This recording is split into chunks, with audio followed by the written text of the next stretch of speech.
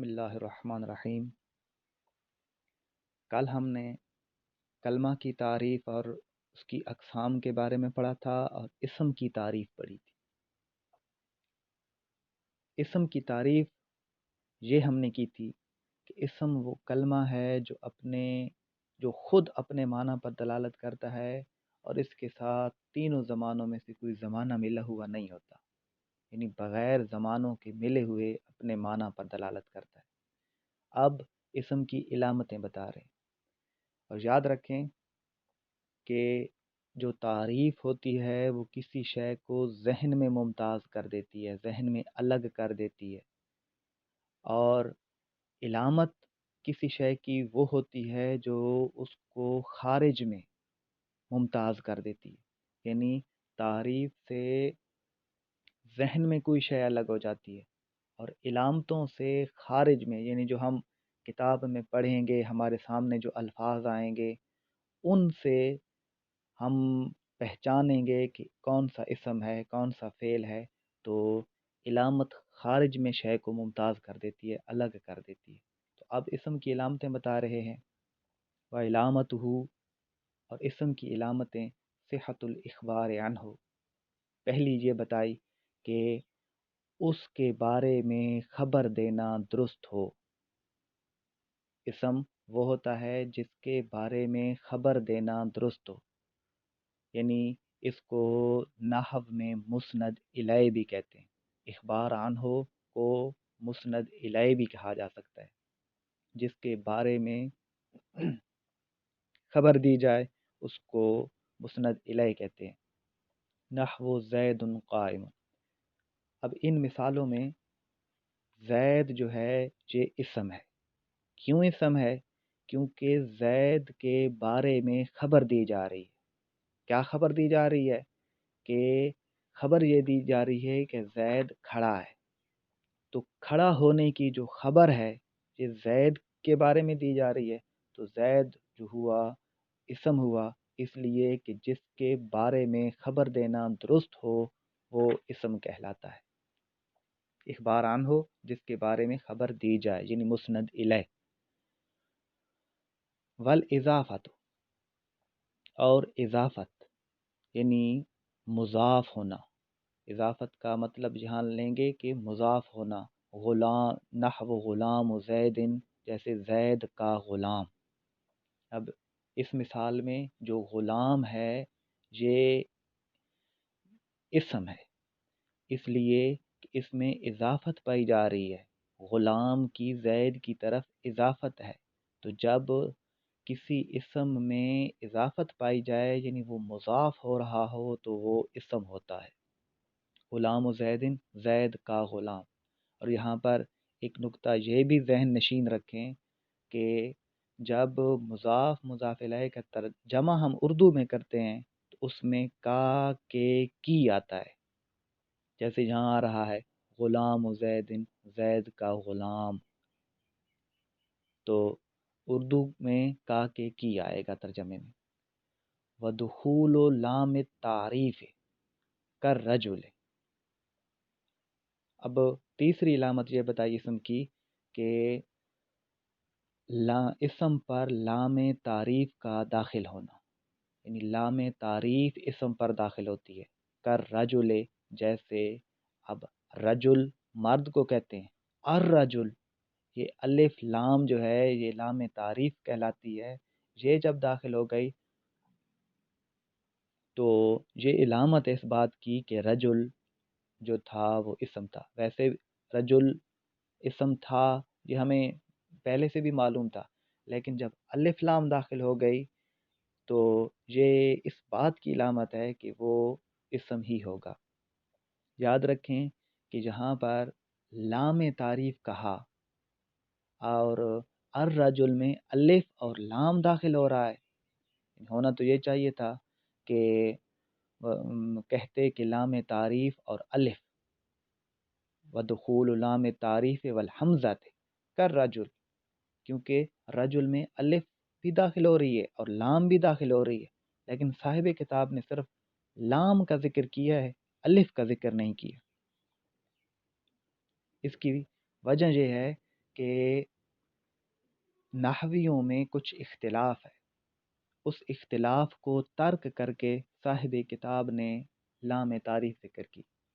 وہ اختلاف کچھ یوں ہے کہ امام سیبوائے کے نزدیک، نحو کے بہت بڑے امام گزرے ہیں، ان کے نزدیک صرف لام جو ہے یہ تعریف کے لیے استعمال ہوتی ہے، اور الف کو اس لیے ذکر کر دیتے ہیں کہ کسی حرف کا آغاز جزم والے حرف کے ساتھ، یعنی سکون والے حرف کے ساتھ کرنا درست نہیں ہوتا، اس لیے الف کو شروع میں لے آئے۔ امام خلیل بن احمد نحوی، ان کا مسلک یہ ہے کہ تعریف کے لیے الف اور لام دونوں کا ہونا ضروری ہے، اور تیسرا مسلک یہ ہے امام مبرد نحوی کا ہے، وہ کہتے ہیں کہ تعریف کے لیے صرف الف کا ہونا ضروری ہوتا ہے، لام کی ضرورت نہیں ہے۔ یہ جو لام کا اضافہ کیا گیا ہے یہ الف کو ممتاز کرنے کے لیے، کہ کوئی یہ نہ سمجھ لے کہ یہ جو الف تھی یہ حمزہ استفہامیہ تھی۔ تو بہرحال یہ اختلاف تھا کہ ایک رائے یہ تھی کہ الف جو ہے وہ صرف تعریف کی علامت ہے، ایک رائے یہ تھی کہ صرف لام تعریف کی علامت ہے، اور ایک رائے یہ تھی کہ الف اور لام دونوں تعریف کی علامتیں ہیں۔ صاحب ہدایت النحو نے صرف لام تعریف والے موقف کو، یعنی امام سیبوائے والے موقف کو اختیار کیا ہے کہ نہیں، صرف لام جو ہے یہ تعریف کے لیے۔ اگلی علامت بتائی والجر، کے جر کا داخل ہونا، یعنی جیسے غلام و زیدن، اب یا آگے مثال آ رہی ہے بے زیدن کی، یہ زیدن پر جر داخل ہے، اور جر داخل ہوتی ہے حرف جر کی وجہ سے۔ تو یہ کہا صاحب کتاب نے کہ جر داخل ہو، مطلب یہ کہ اس پر حرف جر داخل ہو۔ اسم وہ ہوتا ہے جس پر حرف جر داخل ہوتا ہے، اور حرف جر کی وجہ سے چونکہ جر آ جاتا ہے تو اس وجہ سے کہا گیا کہ جر کا داخل ہونا یہ اسم کی علامتوں میں سے ہے، یعنی حرف جر کا داخل ہونا یہ اسم کی علامتوں میں سے۔ حرف جر، حروف جارہ جو آپ پڑھتے رہتے ہیں، مشہور ہیں، ہر طالب علم کو تقریباً یاد ہوتے ہیں، تو حرف جر جو ہوتا ہے وہ صرف اسم پر داخل ہوتا ہے، فعل پر داخل نہیں ہوتا۔ والتنوین، اسی طرح تنوین کا داخل ہونا بھی اسم کی علامت ہے، جیسے نحو بزیدن، جیسے زید۔ اب زید پر تنوین بھی داخل کر دی، بزیدن، تنوین بھی آ گئی اور جر بھی آ گئی، یہ جر اور تنوین دونوں کی ایک ہی مثال لکھ دی۔ والتثنیۃ والجمع والنعت والتصغیر والنداء، آگے یہ علامتیں بتائی ہیں فعل اسم کی کہ اسم تثنیہ ہوگا، جمع ہوگا، اس کی صفت بیان کی گئی ہوگی، اس کو مصغر کیا گیا ہوگا، اور اس پر ندا کی گئی ہوگی۔ اسم صرف تثنیہ ہوگا، یعنی تثنیہ ہونا یہ اسم کی علامت ہے، فعل جو ہے وہ تثنیہ یا جمع نہیں ہوتا۔ یاد رکھیں یہ جو گردان میں ہم ضربا ضربا ضربو یا یضرب یضربان یضربون، یعنی فعل تثنیہ اور جمع وغیرہ پڑھتے ہیں، وہ فاعل کے اعتبار سے ہے، ورنہ فعل ضربا واحد ہی ہوتا ہے، تثنیہ فاعل کے اعتبار سے ہم بنا رہے ہوتے ہیں۔ تو اسم کی علامت یہ ہے کہ وہ تثنیہ ہوگا، جمع ہوگا، نعت اس کی صفت ہوگی۔ یہاں نعت سے مراد یہ ہے کہ یعنی اسم کی صفت بیان کی گئی ہوگی، مطلب جو موصوف ہوگا وہ اسم ہوگا، جیسے رجل شجاع ہے، اب شجاع کس کی صفت ہے؟ رجل کی، تو جب شجاع کو ہم نے دیکھا تو ہمیں پتہ چلا کہ یہ جو صفت بیان کی گئی ہے یہ کسی اسم کی ہی بیان کی گئی ہوگی، اور اس صفت سے جو پہلے رجل ہے وہی ہی اسم ہوگا، یعنی صفت جو بذاتی خود ہوتی ہے وہ اسم نہیں ہوتی، بلکہ موصوف جو ہوتا ہے وہ اسم ہوتا ہے۔ اور صفت اس لیے کہا کہ موصوف کی جب ہم صفت کو پڑھیں گے تو صفت سے پتہ چلے گا کہ موصوف اسم ہے۔ اور تصغیر و مصغر ہونا جیسے رجل سے رجال وغیرہ، تو تصغیر جو ہوگی وہ بھی صرف اسم کی ہوگی۔ والندا، اور ندا یعنی جس کو حرف ندا کے ذریعے پکارا گیا ہو، منادا ہو، یعنی یا عبد اللہ۔ اب یا کو ہم نے جب دیکھا یا زیدو کہا تو حرف ندا سے ہی ہمیں پتہ چل گیا کہ آگے جو آئے گا وہ اسم ہی ہوگا۔ آگے فرمایا فَإِنَّ كُلَّ هَٰذِهِ خَوَاصُ الْاسْمِ، پس بے شک یہ سارے کے سارے اسم کے خاصے ہیں، یعنی یہ جو اوپر ساری علامتیں بیان کی گئی ہیں یہ سارے اسم کے خاصے ہیں۔ خاصہ کا مطلب یہ ہے کہ خاصہ ایک چیز میں جب پایا جائے تو وہ دوسری چیز میں نہیں پایا جاتا، مطلب یہ جو درج بالا چیزیں ہیں یہ اسم کے خاصے ہیں، یہ اسم میں پائے جائیں گے، یہ فعل یا حرف میں نہیں پائے جائیں گے، یہ اسم کے ساتھ ہی خاص ہیں۔ آگے فرمایا وَمَعْنَى الْإِخْبَارِ عَنْهُ أَنْ يَكُونَ مَحْكُومًا عَلَيْهِ، یعنی پیچھے جو ساری علامتیں گزری ان میں سے ساری کی ساری تقریباً آسان تھیں، سمجھ آنے والی تھیں۔ صاحب ہدایت النحو کے نزدیک ایک تھوڑی مشکل بات تھی تو اس کی وضاحت کر رہے ہیں۔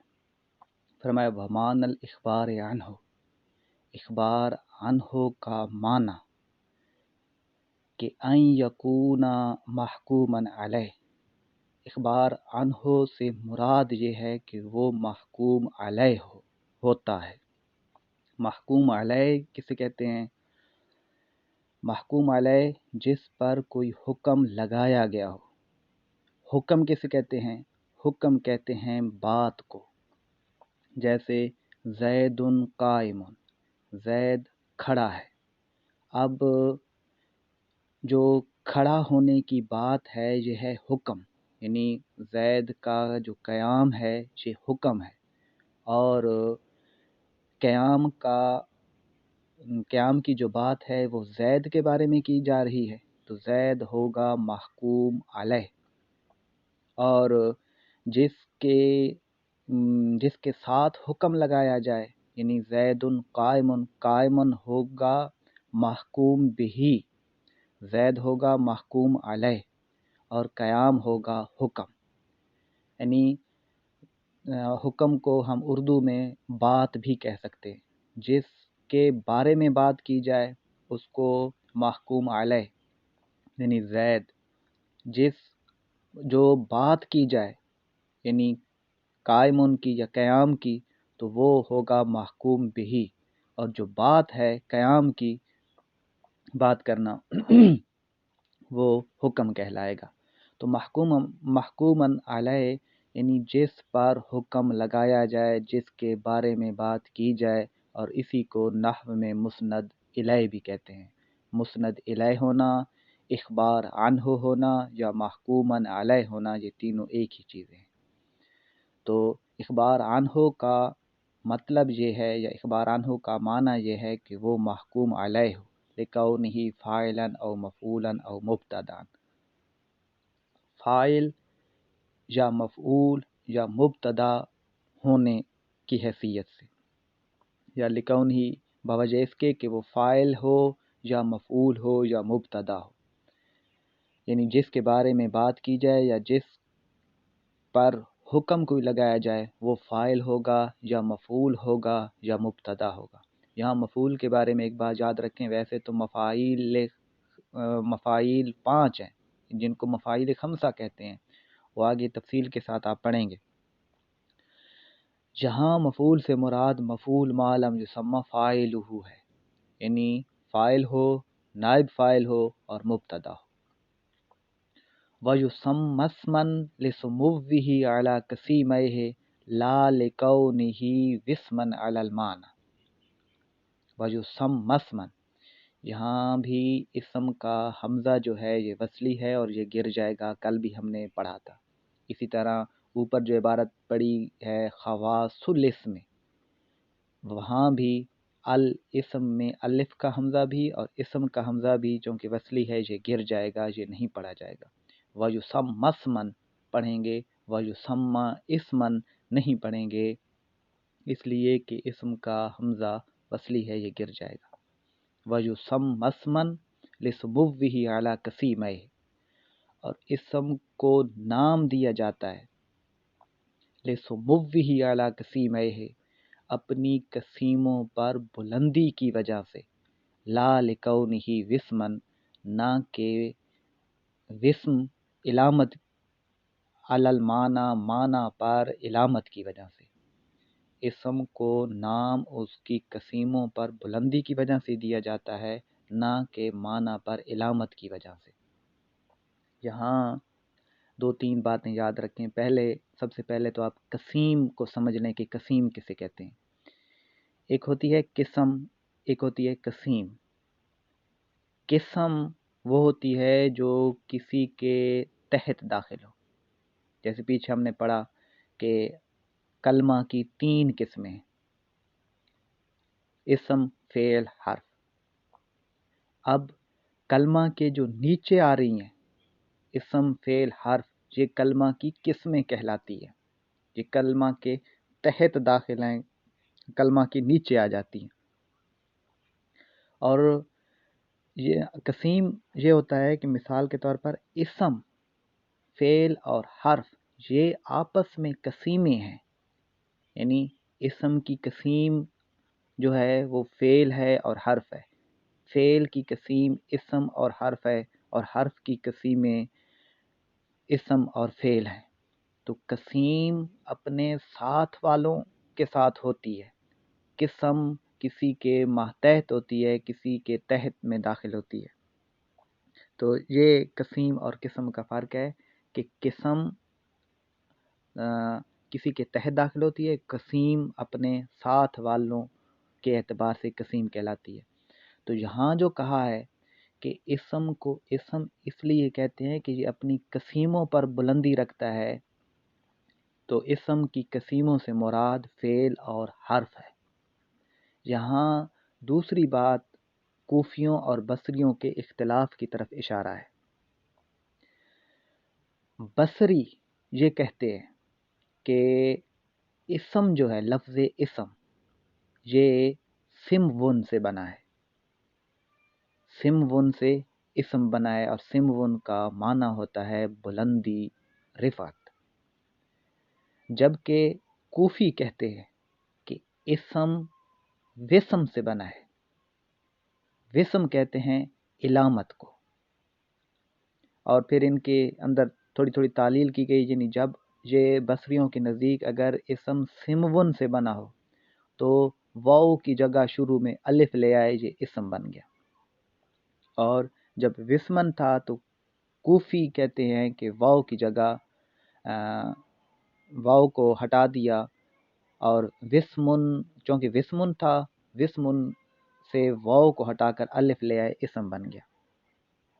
تو بہرحال بصری کہتے ہیں کہ اسم سمون سے بنا ہے، اور سمون کسی بلندی کو کہتے ہیں، چونکہ اسم اپنی قسیموں پر بلند ہے، کہ فعل وہ ہے جس کے لیے زمانے کی ضرورت ہوتی ہے، حرف اپنا مطلب دینے کے لیے اسم یا فعل کا محتاج ہوتا ہے، اور اسم جو ہے وہ نہ زمانے کا محتاج ہوتا ہے نہ کسی اور کا محتاج ہوتا ہے۔ اس وجہ سے اسم اپنی قسیموں پر بلندی رکھتا ہے، رفعت رکھتا ہے، تو اسم سمون سے اخذ کیا گیا ہے، سمون کی وجہ سے اسم کو نام دیا جاتا ہے۔ اور صاحب ہدایت النحو نے بصریوں والا موقف اختیار کیا ہے، یہی فرمایا کہ وَيُسَمَّى اسمًا لِسُمُوِّهِ عَلَى قَسِيمَيْهِ، اسم کو نام دیا جاتا ہے اپنی قسیموں پر بلندی کی وجہ سے، لا لِكَوْنِهِ وِسْمًا عَلَى الْمَعْنَى، اپنے معنی پر علامت کی وجہ سے نہیں دیا جاتا، یعنی وسم کی وجہ سے نہیں دیا جاتا۔ معنی پر علامت کیسے اسم بنتا ہے؟ مثال کے طور پر مختلف چیزیں پڑی ہوئی ہیں، کتابیں ہیں، کتاب پڑھی ہے، قلم پڑھی ہے، دوات پڑھی ہے۔ اب کسی نے کہا کہ کتاب اٹھا کر دے دو، تو اب کتاب سمجھنے والا یا لانے والا سمجھ جائے گا کہ مانگنے والا کیا چیز مانگ رہا ہے، اس لیے کہ کتاب کسی ایک شے پر علامت ہوگی، وہ ان تمام ملی جلی چیزوں میں سے کتاب اٹھا کر لے آئے گا۔ تو یہ جو کتاب کو کتاب کا نام دیا گیا ہے، یہ اس شے کی علامت بن گئی ہے۔ تو بہرحال صاحب ہدایت النحو کے نزدیک بصریوں والا موقف جو ہے وہی بہتر تھا، تو صاحب ہدایت النحو کا موقف بھی بصریوں والے موقف کے مطابق ہے۔